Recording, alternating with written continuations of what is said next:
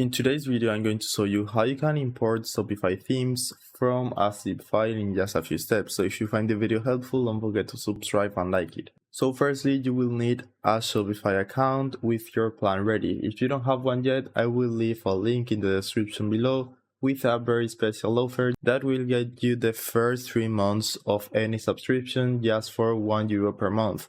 This means that you can enjoy Shopify for 3 months for just €3. This special link also offers a free trial, so you can try Shopify without paying a cent. So after you are ready on the dashboard, you need to go to the online store. So right here you can search for a lot of free themes, you can buy themes as well, you can even create your own one with AI.